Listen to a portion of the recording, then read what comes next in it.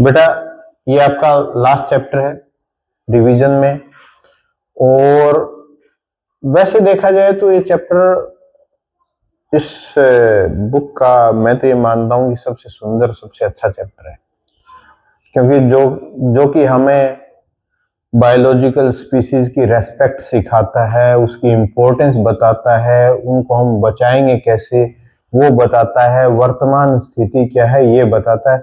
Biology की सुंदरता है ये चैप्टर। अगर आप इसे ढंग से पढ़ेंगे तो आपको बहुत आनंद आने वाला है, और इजी भी है, और ऐसे लगता है कि हम इन चीजों से अभी तक परिचित नहीं थे। तो हमारे चैप्टर का नाम है बायोडाइवर्सिटी।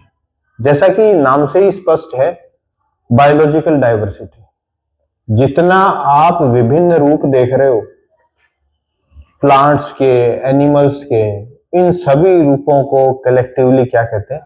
बायोडाइवर्सिटी। अगर आप यहां बाहर निकलोगे तो यहां देखोगे बहुत सारे प्लांट स्पीसीज है।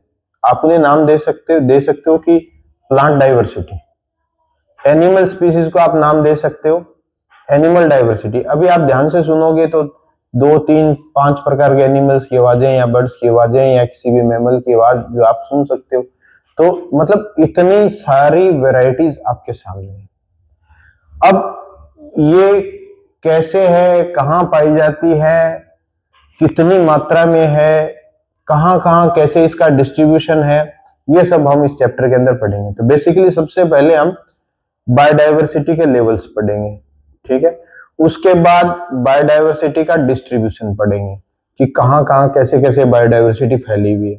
उसके बाद हम बायोडाइवर्सिटी का इंपॉर्टेंस पढ़ेंगे कि उसका महत्व क्या है, हम क्यों पढ़ रहे हैं, ठीक है। और उसके बाद बायोडाइवर्सिटी को होने वाले हम खतरों के बारे में पढ़ेंगे, ठीक है। खतरों में जानेंगे कैसे कैसे क्या क्या चीजें इन्हें नुकसान पहुंचा रही है। और उसके बाद हम पढ़ेंगे कंजर्वेशन स्ट्रेटजीज, यानी हम उसे कंजर्व कैसे करेंगे, सुरक्षित कैसे करेंगे। ये सब चीजें हम इस चैप्टर के अंदर पढ़ने वाले हैं। तो बेसिकली आप प्रकृति की पूरी सुंदरता का आनंद इसमें लेने वाले हो। तो देखिए शुरू करते हैं। बायोडाइवर्सिटी की डेफिनेशन तो आप समझ ही गए हो कि बायोडाइवर्सिटी क्या है? Variety of life forms and different levels of biological organisation. जो आप अपने चारों ओर देखते हो यही। उसके जो लेवल्स को हम बांटते हैं वो 3 प्रकार में बांटते हैं: genetic diversity, species diversity and ecological diversity. Genetic diversity वो होती है विद इन स्पीसीज, एक ही स्पीसीज के अंदर जितनी डाइवर्सिटी है। जैसे देखो चावल की कितनी वेराइटीज पाई जाती है, आपकी बुक में एग्जांपल भी दिया हुआ है। तो वो किसका एग्जांपल है? जेनेटिक डाइवर्सिटी का, ठीक है। अब इसमें ये भी कुछ मैंने डेफिनेशंस नीचे दी हुई है, आप चाहें तो इनको बाद में आप देख लेना इसको। भाई म्यूटेशन, रिकॉम्बिनेशन या जेनेटिक ड्रिफ्ट की वजह से इनमें ये आता है। स्पीसीज डाइवर्सिटी क्या होती है? Diversity between species. आप बाहर देखते हैं सामान्यतः जो आप डाइवर्सिटी से अंदाजा लगाते हैं कि भाई ये ग्रास का पौधा है, ये जो है आप देख रहे हो कि जामुन का पौधा लगा हुआ है, ये कोई फ्लावरिंग प्लांट कोई दूसरा लगा हुआ है। तो जनरली हम जो देखते हैं वो स्पीसीज डाइवर्सिटी को हम देखते हैं। बाहर निकल के देखो कि कितने प्रकार के पौधे। मैंने आपको पिछले साल एक छोटा सा प्रोजेक्ट भी दिया था, करवाने का प्रयास किया था। लगभग 60 प्रकार के पौधों को हमने यहाँ पर स्टडी किया था। हम किसकी स्टडी कर रहे थे? स्पीसीज डाइवर्सिटी की। अगर उससे ऊपर वाले ऑर्गेनाइजेशन पे हम चले तो वो आता है इकोलॉजिकल डाइवर्सिटी।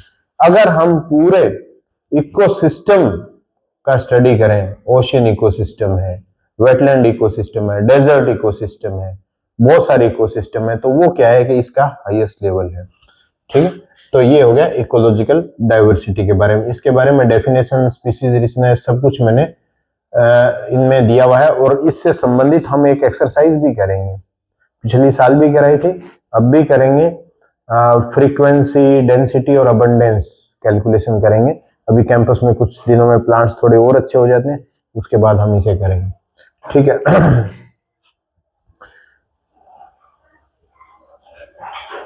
इसके बाद इन तीनों का, जैसे अगर आप एग्जांपल, एक क्विक कंपैरिजन टेबल भी बनाया है, जेनेटिक डाइवर्सिटी, स्पीसीज डाइवर्सिटी और इकोलॉजिकल। लेवल क्या है, जीन्स विद इन स्पीसीज, ठीक है। और इसमें क्या है, डिफरेंट स्पीसीज, और इसमें क्या है, इकोसिस्टम, ये लेवल है। यूनिट क्या होती है, इसमें हम जीन्स का वेरिएशन देखते हैं, इसमें स्पीसीज की रिचनेस देखते हैं। बेसिकली हमने जो स्टडी किया था वो हम स्पीसीज रिचनेस देख रहे थे। और इकोसिस्टम में हम हैबिटेट एंड कम्युनिटीज को देखते हैं, पूरा एक बड़े ब्रॉड पर्सपेक्टिव में देखते हैं। एग्जाम्पल राइस वेराइटीज, एग्जाम्पल आ गया इसका, टाइगर, डियर, बर्ड्स बहुत सारे, और फॉरेस्ट, रीव्स या वेटलैंड, डेजर्ट इकोसिस्टम सारे आ जाएंगे, ये इसके एग्जाम्पल है, ठीक है। इसके बाद हम चलते हैं, ग्लोबल बायोडाइवर्सिटी के कुछ फैक्ट्स दिए हैं और बायोडाइवर्सिटी के जो डिस्ट्रीब्यूशन है खासतौर से वो हम देखते हैं। अब अगर आप देखोगे पूरे ग्लोब को अगर आप देखते हो, पूरी पृथ्वी को आप देखते हो, तो आपको एक इस तरीके की इमेज आती है और बीच में क्या है, इक्वेटर है, ठीक है। इक्वेटर से ऊपर 23.5 डिग्री ऊपर एक रेखा है, नीचे की तरफ भी है, ये कर्क रेखा बोलते हैं, इसको मकर रेखा बोलते हैं, tropic of Cancer, tropic of Capricorn, ये सब है, ठीक है।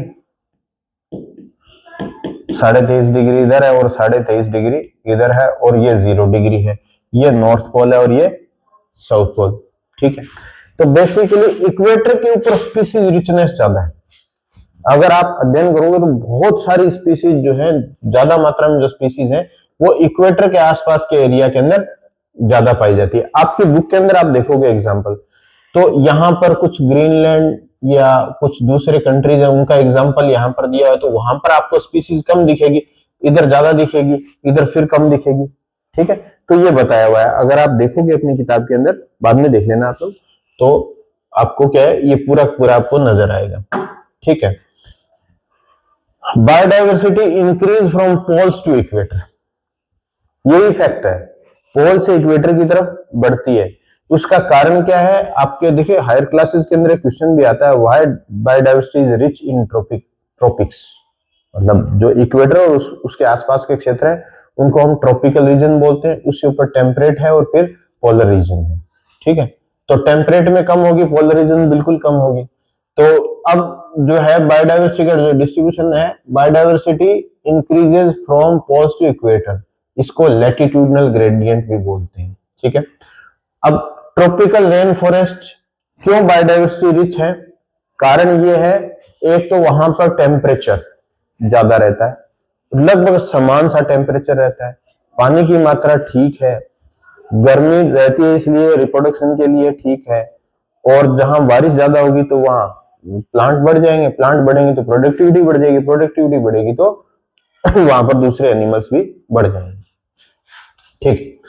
तो यहां पर देखिए दूसरा हाईएस्ट ग्लोबल बायोडाइवर्सिटी जैसे कैटेगरी में ये बताया हुआ है कि रीजन, टाइप, मेराइन और ये स्पीसीज, हाईएस्ट क्या है, अमेज़न रेन फॉरेस्ट है रीजन के हिसाब से, टाइप में ट्रॉपिकल रेन फॉरेस्ट है, मेरीन के अंदर कोरल रीफ्स हैं, ये हाईएस्ट बायोडाइवर्सिटी वाला। ये आपकी बुक में तो नहीं दिए हुए हैं, लेकिन आप चाहें तो अपने कंसिडरेशन में ले सकते हैं। और अमेज़न अकेले में पूरी दुनिया की लगभग 25% स्पीसीज है, इतना बड़ा है वो, ठीक है।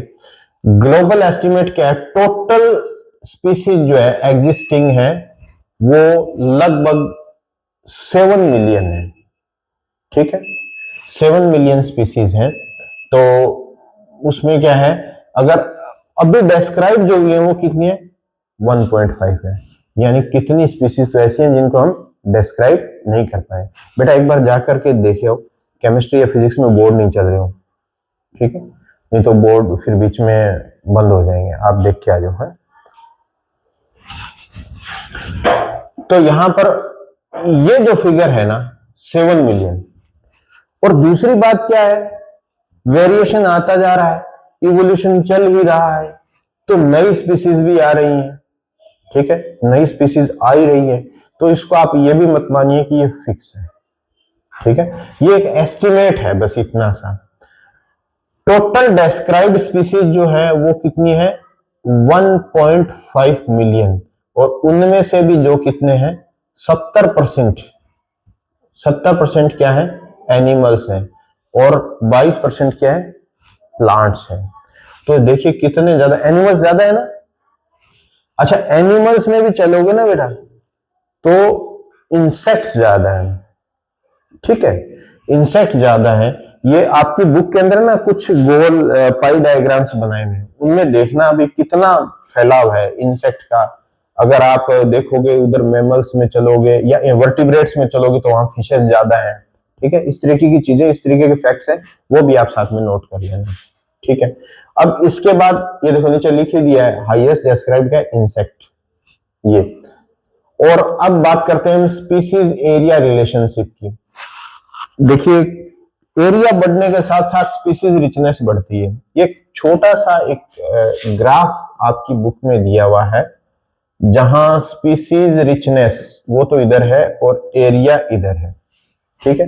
इसमें मेजरली आपको क्या याद रखना है, एक इस तरीके से ग्राफ दिया हुआ है, बस इतना ही याद रखना है। इसके अंदर ये एक फॉर्मूला दिया हुआ है, एक आपने स्ट्रेट लाइन इक्वेशन पढ़ी होगी, y is equal to M X plus C, ये है ना।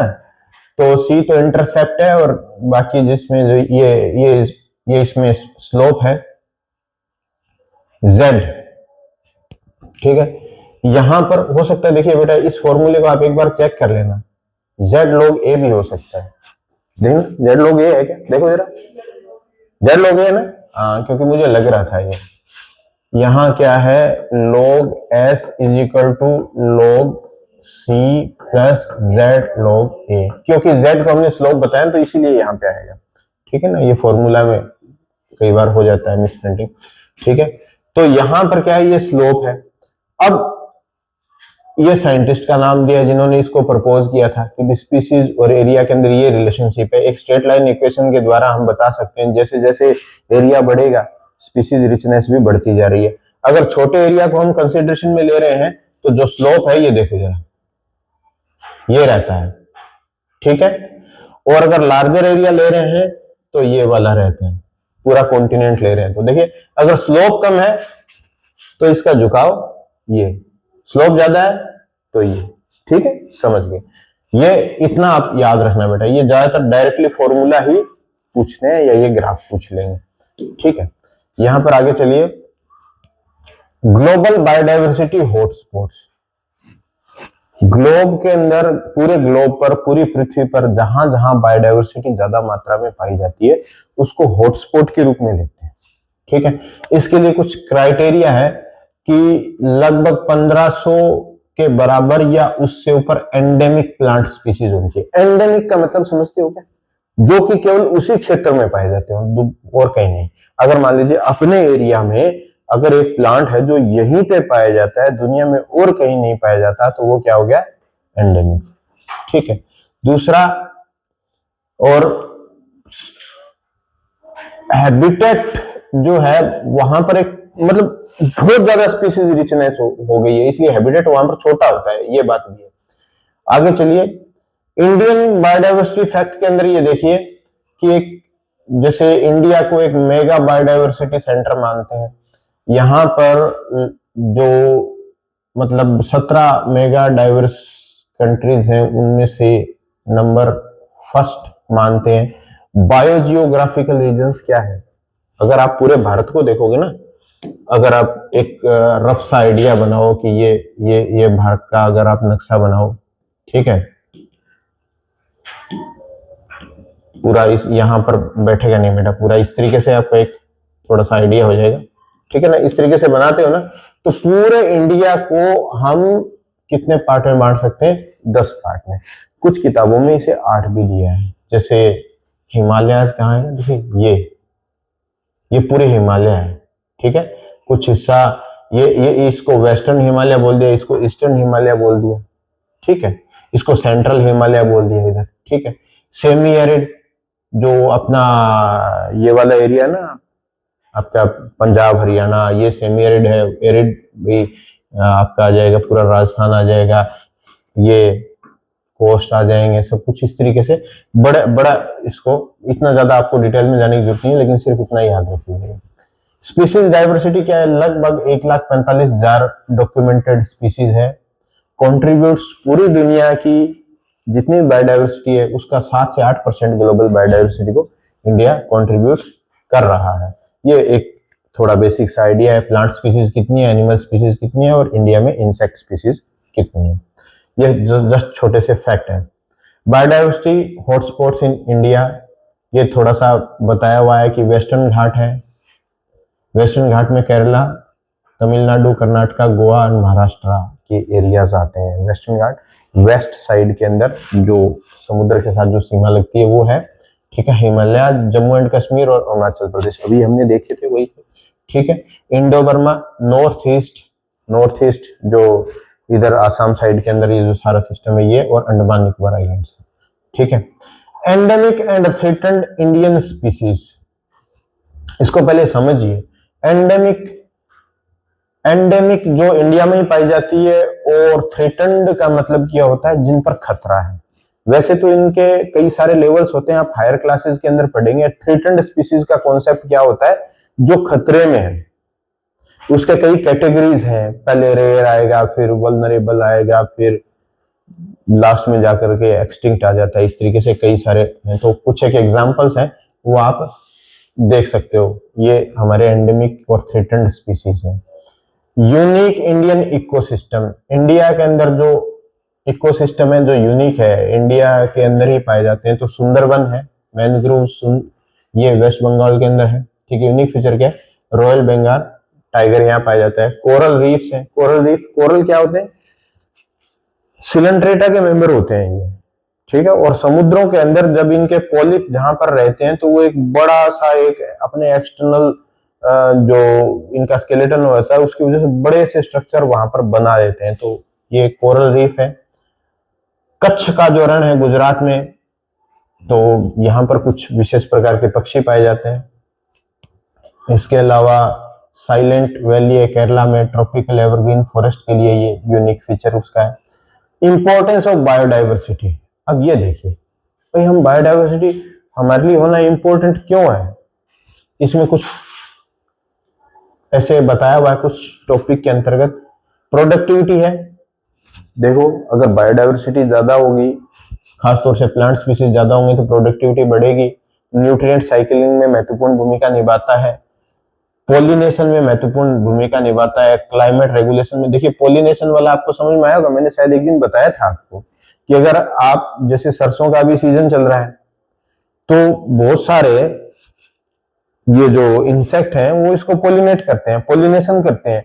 अगर इंसेक्ट नहीं होंगे और अगर एक व्यक्ति को दिन में पॉलिनेशन के लिए बोला जाए तो ब्रश की सहायता से वो दिन भर में 100-150 प्लांट ही कर पाएगा, ठीक है। और कॉस्ट कितनी ज्यादा पड़ेगी, एक अगर छोटा सा अगर मान लीजिए मुझे लगता है कि अगर आप 50 बाई 50 मीटर का एरिया भी ले लेंगे ना तो 2-3 लाख रुपए तो उसको पॉलिनेट कराने की कॉस्ट आ जाएगी। इतना काम तो नेचर हमारा फ्री में कर रही है, ठीक है। अगर इसमें देखेंगे ज्यादा स्पीसीज है, ज्यादा बायोमास है, इसका मतलब प्रोडक्टिविटी ज्यादा है। Nutrient cycling, nitrogen, carbon etcetera, ये साइकिलिंग होते ही है। और ये इसके एग्जांपल्स हैं कौन कौन यहाँ पर इसको साइकिलिंग करने में जो है महत्वपूर्ण भूमिका निभा रहे हैं। पॉलिनेशन में जो बीज हैं, बटरफ्लाईज हैं, ये महत्वपूर्ण भूमिका निभा रहे हैं। क्लाइमेट रेगुलेशन के अंदर जैसे कार्बन डाइऑक्साइड और ऑक्सीजन का जो आपस का जो संतुलन है वो रखते हैं, प्लांट्स रखते हैं। पेस्ट एंड डिजीज को भी कंट्रोल करते हैं। हमने देखे बायोलॉजिकल कंट्रोल देखा था ना, तो उसमें एक स्पीसीज दूसरे स्पीसीज को अगर उसके ऊपर डिपेंड रहती है तो उसको कंट्रोल करती है, ठीक है। हाई बायोडाइवर्सिटी जो है वो हाई स्टेबिलिटी का प्रतीक है। इकोनॉमिक और अगर यूटिलिटेरियन इंपॉर्टेंस देखें तो फूड, एग्रीकल्चर, फसल, इनके लिए ये चीज आती है, ठीक है। सोशल, कल्चरल और एस्थेटिक इंपॉर्टेंस भी है। हमारे रिलीजन फेस्टिवल्स यहाँ पे भी देखिए बहुत सारा है। और इनको स्केयर ग्रूव्स, ये क्या है, एक आगे भी हम पढ़ेंगे इसको। जैसे प्लांट्स को या बायोडाइवर्सिटी को कंजर्व करने का तरीका है। जैसे पिछले दिनों एक चला था ना कि भाई हम त्रिवेणी लगाते हैं, नीम और पीपल और बरगद, ठीक है ना, तो प्लांटेशन करते हैं, उसको रिलीजियस एस्पेक्ट से जोड़ दिया जाता है। तो इसी तरीके से अगर किसी जगह पे वेजिटेशन है बहुत सारी हो तो उसको प्रिजर्व करने का जो है रिलीजन के साथ जोड़ के, उसी मेथड को क्या बोलते हैं, स्केयर्ड ग्रूव्स, ठीक है। इको टूरिज्म है, जिम कॉर्बेट नेशनल पार्क है, काजीरंगा है, सुंदरबन है। यहाँ कितना टूरिज्म चलता है, आप देखते हो ना कई बार टीवी पे, तो जो फॉरेस्ट सफारी ये सब आते हैं। ठीक है, कई सारी और यूनिक वैल्यूज भी हैं। मेजर थ्रेट्स, हमारे बायोडाइवर्सिटी को खतरा किस बात से है भाई? ठीक है, इसके लिए एक जो चीज है, ये फॉर्मूला दिया है HIPPO हिप्पो। ठीक है, हैबिटेट लॉस एंड फ्रेगमेंटेशन। हम लोग क्या करते हैं, हमारी इमारती लकड़ी की आपूर्ति के लिए, कागज की आपूर्ति के लिए हम फॉरेस्ट को कम कर रहे हैं, तो जो एनिमल्स के रहने का जो है वो वहां पर हैबिटेट उनका लॉस हो रहा है, तो वो कहाँ पे रहेंगे? ठीक है, इन्वेजिव स्पीसीज, अगर बाहर से कोई ऐसी स्पीसीज आ रही है जो कि दूसरे प्लांट्स को ग्रो नहीं करने देती है या फिर दूसरों को वहां पर सरवाइव नहीं करने देती है, यही कारण है कि हम लोग जैसे पेट वगैरह पालते हैं ना, अगर हम विदेशों से कोई स्पीसीज लेकर के आते हैं तो उसका कुछ रूल एंड रेगुलेशन होता है कि हम उसे बाहर नहीं छोड़ेंगे, क्योंकि बाहर छोड़ेंगे तो हो सकता है कि हमारी लोकल स्पीसीज के लिए वो खतरा बन जाए। ठीक है, तो ये इन्वेजिव स्पीसीज की बात है। पॉपुलेशन, जो वुमेन पॉपुलेशन है वो जितनी ज्यादा ग्रोथ कर रही है उतना ही रिसोर्सेज को बहुत ज्यादा ओवर यूटिलाइज कर रही है। ठीक है, पोल्यूशन है, पोल्यूशन से क्या हो रहा है, हमारे जिलों के अंदर जो इस तरीके का इन्वायरमेंट बन रहा है कि वहां पर उनका जो ग्रो करना बायोडाइवर्सिटी को, वो एक तरीके से थ्रेट है, और दूसरे प्लांट्स वगैरह जो जनरली हमारे यहाँ उगते हैं इनको भी दिक्कत होती है। आप देखोगे, जैसे एक छोटा सा एग्जांपल देता हूँ, जहां बहुत ज्यादा इंडस्ट्रीज हैं, पोल्यूशन हो रहा है, तो वहां प्लांट्स की पत्तियों के ऊपर क्या है, डस्ट जम जाती है, तो उसको फोटोसिंथेसिस करने में दिक्कत होगी, गैसियस एक्सचेंज करने में दिक्कत होगी, तो भी बायोडाइवर्सिटी लॉस होगा, हेल्दी ग्रोथ नहीं हो पाएगी। कहां फिर उसमें सही ढंग से सीड प्रोडक्शन होगा, आगे उसकी रिप्रोडक्शन कैपेसिटी घट जाएगी। ठीक है, और ओवर एक्सप्लॉइटेशन, हंटिंग के लिए ओवर फिशिंग है या कोई और तरीके जिस वजह से हम हमारे रिसोर्सेज का ओवर एक्सप्लॉइटेशन कर रहे हैं, वो घातक हो सकते हैं। अब आगे जो एक महत्वपूर्ण चीज है, red data book and green data book है। जब बायोडाइवर्सिटी में किसी भी स्पीसीज को खतरा होता है तो उसका एक रिकॉर्ड मेंटेन जो किया जाता है वो रेड डाटा बुक के अंदर है। ठीक है, और अगर वो खतरे से बाहर आ जाती है, अगर हम जैसे मान लीजिए हमें पता चल जाए कि यहां पर एक स्पीसीज है, प्लांट की स्पीसीज है, वो खत्म होने वाली है, तो हम उसको कल्टीवेट करने का प्रयास करेंगे, उसके नए पौधे लगाएंगे, बहुत कुछ करेंगे, और हमें अगर 5 साल बाद पता चलता है कि हाँ अब ये खतरे से बाहर है, तो पहले तो वो रेड डाटा बुक में थी और अब वो किस में चली गई, ग्रीन डाटा बुक।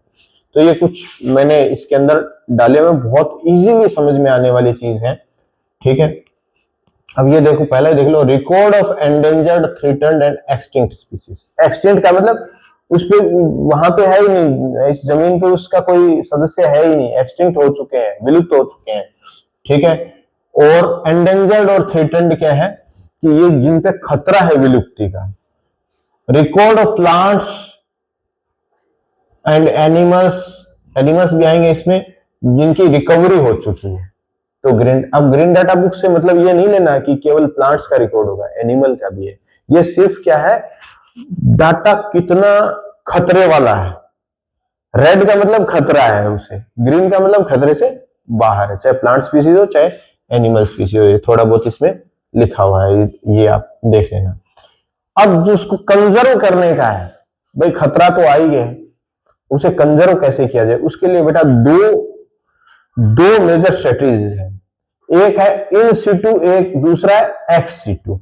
इन सिटू का मतलब ये होता है कि उसको नेचुरल कंडीशन में ही प्रिजर्व कर देना। मान लीजिए यहां पर एनिमल की कोई स्पीसीज है,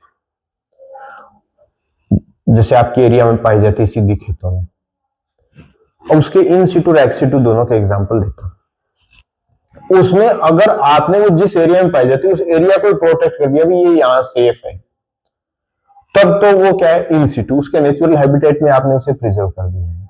लेकिन अगर आपने उसे पकड़ के एक आप दूसरी जगह ले गए जहां पर कोई या ब्रीडिंग सेंटर है या कुछ और है, वहां पर उसका अलग से हैबिटेट बनाया गया, तो वो क्या है, एक्स सिटू, नेचुरल हैबिटेट से अलग निकाल कर दिया।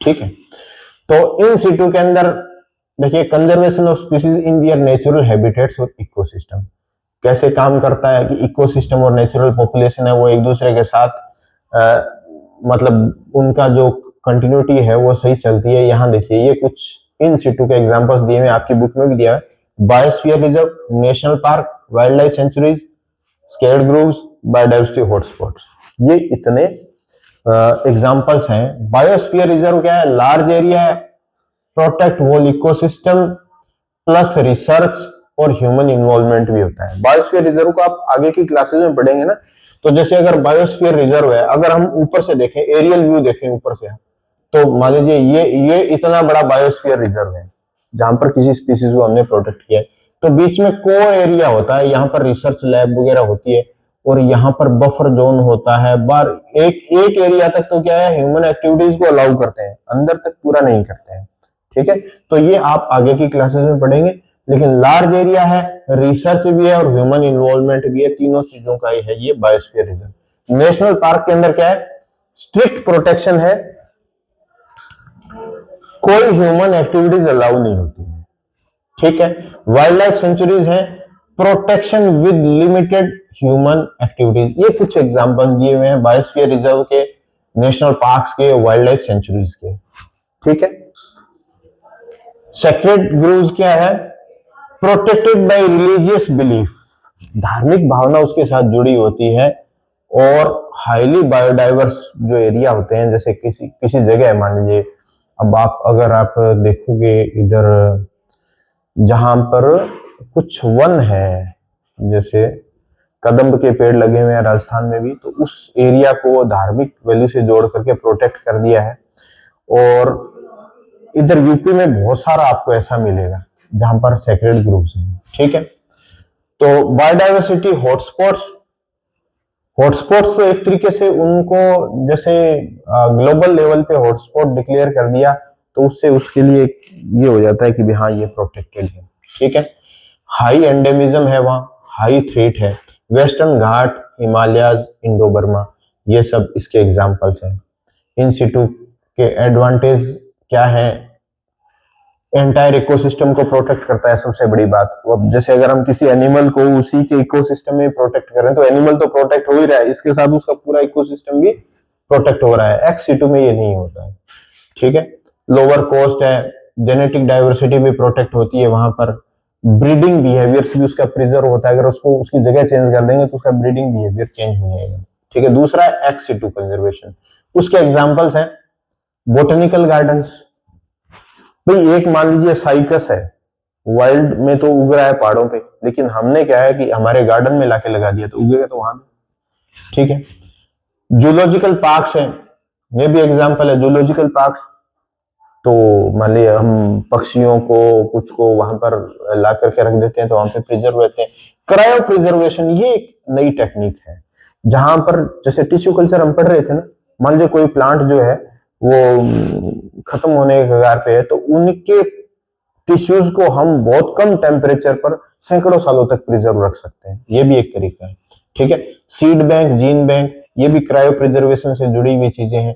Tissue culture and micro propagation भी एक टेक्नोलॉजी है कि मान लीजिए कोई खत्म ही हो रहा है, तो उसका मान लो अगर आपको छोटा टिश्यू मिल गया, तो उससे आपने टिश्यू कल्चर कर लिया, कैलस बना लिया, उससे फिर छोटे छोटे और आपने प्लांटलेट्स बना करके बाहर फील्ड में लगा दिए, तो ये भी एक तरीका है, ठीक है।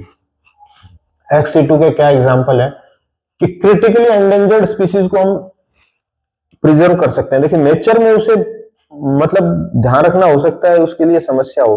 मान लो माइक्रो प्रोपगेशन कर रहे हैं, तो लैब में आप में बहुत फास्ट होता है ये, ठीक है। ऐसे कुछ एडवांटेज भी है, आर्टिफिशियल ब्रीडिंग भी है, रिसर्च में भी फायदा मिलता है, ठीक है। और दूसरा हम उसको री इंट्रोड्यूस कर सकते हैं, अगर एक मात्रा में हमारे पास स्पीसीज आ गई है, मान लीजिए आपने जूलॉजिकल पार्क में किसी एनिमल को ले आए हैं और वहां पर उसको दूसरे जानवरों से खतरा नहीं है और पर्याप्त मात्रा में उसकी वहां पर संख्या हो गई, तो उसको आप वापस छोड़ दीजिए नेचर के अंदर, ये सब है, ठीक है। तो ये कुछ कंपैरिजन भी मैंने दिया हुआ है। इसके अलावा लीगल और इंटरनेशनल कंजर्वेशन मेथड्स हैं, जैसे IUCN है, और कुछ जैसे कुछ कन्वेक्शन हुए हैं, ये आपकी किताब में बहुत ज्यादा नहीं दिए हुए हैं। UNEP भी है, इसपे मतलब ग्लोबल इन्वायरमेंट प्रोग्राम पे है सारा का सारा। इंडिया में भी बायोडाइवर्सिटी एक्ट 2002 पास किया हुआ है, ये सब क्या है, एक तरीके से लीगल है। एक और चीज मैं इसमें ऐड करना चाहूंगा, जो कि हम अभी कर भी रहे हैं, वो था अवेयरनेस।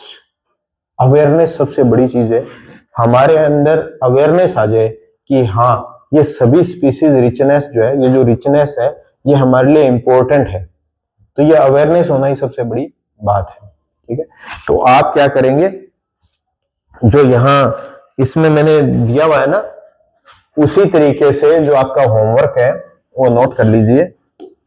पहला क्या है,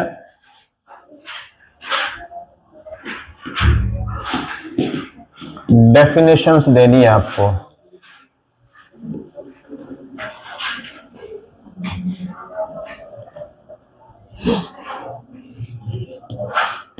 बायोडाइवर्सिटी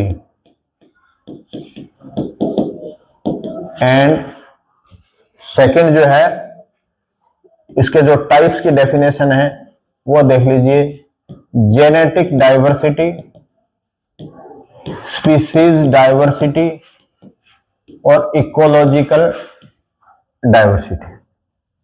ठीक है, सेकंड जो चीज आप बनाएंगे, लेक्चर चल रहा है, आप बाद में बात करिएगा।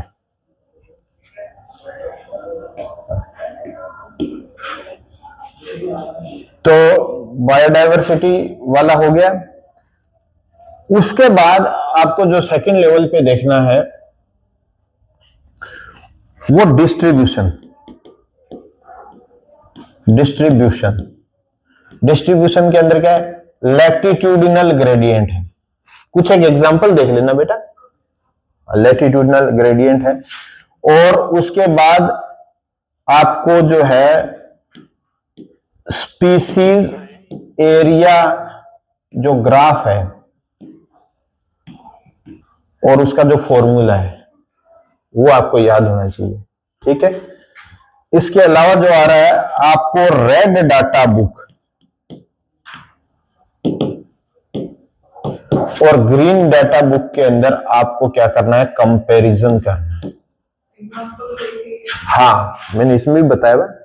ठीक है, और फिर एक फ्लो चार्ट बनाना है आपको, किसका, बायोडाइवर्सिटी कंजर्वेशन का।